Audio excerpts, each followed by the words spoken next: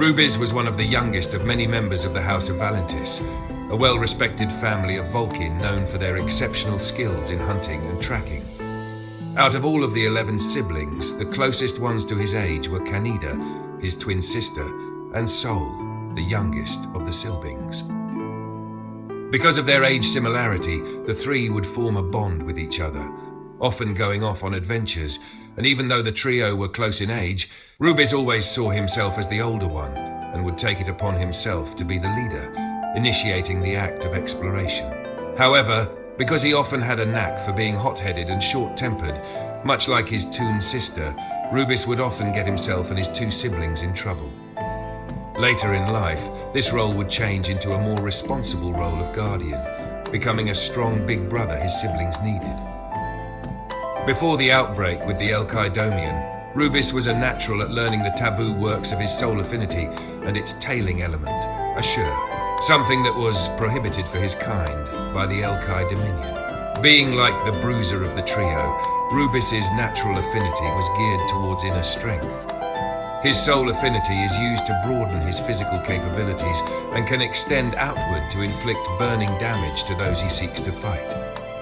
Because he seemed to be born with the ability to harness the element Ashur and be the first of his clan to awaken his abilities, Rubis kept this a secret, only allowing his sister and brother to know about it. When the Elkai caught wind of his use of magicka, they assaulted his clan and nearly wiped it out. He, along with his sister and brother, were able to escape away from the attack of the Elkai Dominion thanks to their uncle and sought refuge within the cryptic forest. Knowing he was to blame for the fall of his pack, Rubis wallowed in his self-hatred for years.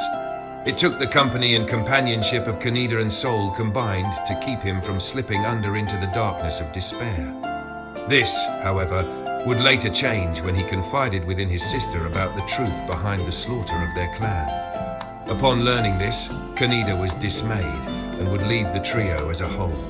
Without his sister there, whom he secretively was in love with, Rubis's hatred for the Elkai and himself would soon consume him and send him on a path of vengeance for his fallen clan. Rubis would abandon his path of that as a defender and seek more power to fool his foes. This abandonment of his higher self would bring him to the discovery of the domain of Malakath back within Ashanti's swamp.